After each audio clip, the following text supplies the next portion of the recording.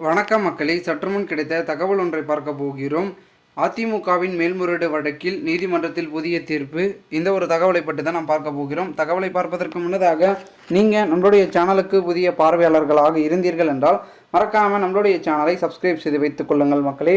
தற்சமயம் வரைக்கும் பெரும் விதத்தில் செயல்படக்கூடிய ஒரு அதிமுக கட்சி பொழுது பிளவின் காரணமாக தொடர்ந்து பிளவுபட்டு கொண்டிருக்கிறது அப்படின்றதான் பார்க்கப்படுகிறது.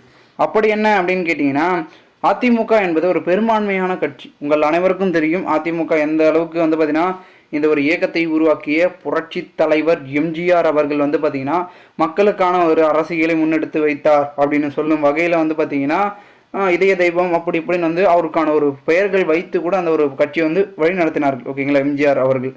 அதன் பிறகு அவருடைய மறைவுக்கு பிறகு கட்சியின் நிலைமை என்பது மாறியது. யார்கிட்ட வந்தது? செல்வி ஜெயலலிதா அவர்கள் கையில் வந்தது.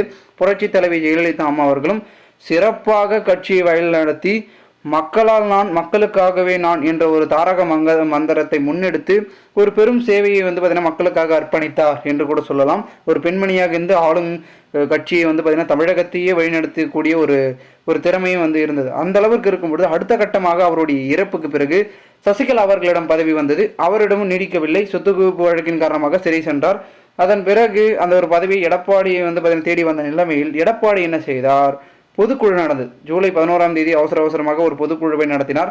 அந்த ஒரு பொதுக்குழு மூலமாக ஓபிஎஸ் ஆதரவாளர் சசிகலா, டிடிவி தினகரன் இவர்களாம் நீக்கப்பட்டது தான், இவர்களை ஏற்றுக்கொள்ள முடியாதுன்னு சொல்லிட்டு ஓபிஎஸ் நீக்கி விட்டாரு, அவருடைய ஆதரவாளர் நீக்கிட்டாரு.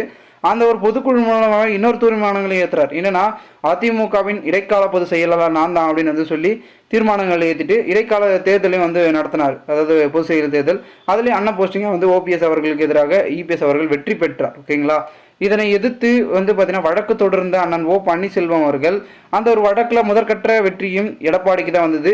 அடுத்த கட்ட வெற்றியும் பார்த்தீங்கன்னா எடப்பாடிக்கு தான் அமைந்தது. ஸோ தொடர்ந்து தோல்விகளை சந்தித்து கொண்டே இருந்து கொண்டிருக்கும் ஓ பன்னீர்செல்வம் அவர்களுடைய மனநிலை எப்படி இருக்குன்னா, தோல்வியே வெற்றிக்கான முதற்படி என்று சொல்லிக்கொண்டு தொடர்ந்து தோல்விகள் வந்தாலும் அடுத்தடுத்த முயற்சிகளை விடாமல் தீவிரமாக்கி கொண்டிருக்கிறார் ஓ பன்னீர்செல்வம் அவர்கள் என்று கூறலாம்.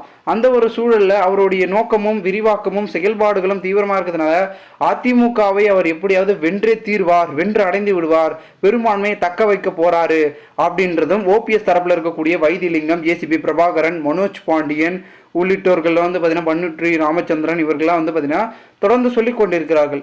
இந்த ஒரு சூழலில் ஓபிஎஸ் கையில் இந்த ஒரு வழக்கு வரணும்னா, அதாவது வெற்றி வரணும்னா, அவர் இந்த வழக்கில் பெரும் விதத்தில் பார்த்தீங்கன்னா ஆதாரங்களையும் வாதங்களையும் அவருடைய பார்த்தீங்கன்னா முன்னெடுப்புகளையும் சிறப்பாக வச்சார்னா மட்டும்தான் அது எல்லாமே கரெக்டாக சூப்பராக நீட்டாக அழகாக வரும். இல்லைனா கொஞ்சம் பார்த்தீங்கன்னா கிரிட்டிக்கலாக பார்த்தீங்கன்னா அதிமுக மாறுபடுவதற்கான வழக்குகள் இந்த ஒரு சூழல் இருக்கிறது. ஒருத்தருந்து பார்க்கலாம் என்ன நடக்கிறது என்ற ஒரு திருப்பங்களும் முனைப்புகளும் தான் பார்த்தீங்கன்னா இந்த ஒரு வழக்கின் மூலமாக அதிமுக தலைமை மாறுகிறதா அப்படின்றத பார்க்கலாம். மேலும் இது போன்று நீங்கள் அரசியல் சார்ந்த நிகழ்வுகளும் தினசரி தெரிந்து கொள்ள நம்மளுடைய சேனலை சப்ஸ்கிரைப் செய்து வைத்துக் கொள்ளுங்கள் மக்களே. கூட இருக்க பெல்லைக்கன் ஆள செட் பண்ணிங்க. மேலும் இந்த ஒரு தகவலை பற்றி பொதுமக்கள் உங்களுடைய கருத்துக்களை கமெண்ட் மூலமாக தெரிவியுங்கள். நன்றி, வணக்கம் மக்களே.